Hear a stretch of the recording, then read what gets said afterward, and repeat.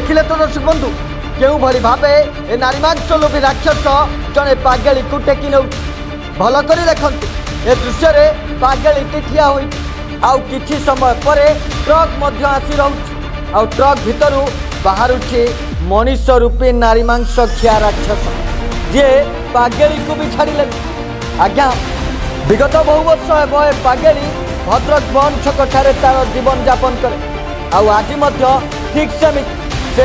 गोटे दुकान बारंडारे शोवाई अपेक्षा करती बेले ट्रक रु आसीला ए नारी मांस खिया राक्षस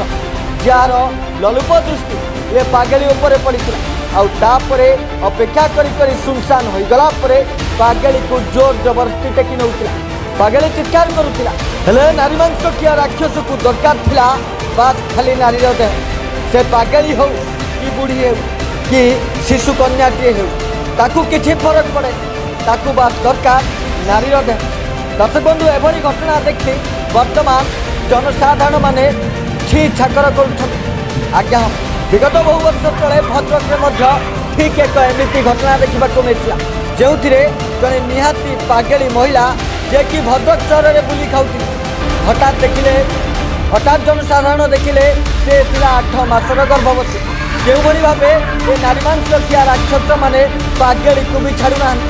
आज ठीक सेमती एक घटना देखा मिली।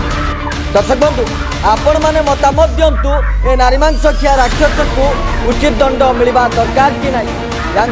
फांसी देवा दरकार ना गुली कर दरकार आपण मैंने ही कमेंट माध्यम मतामत जनाते।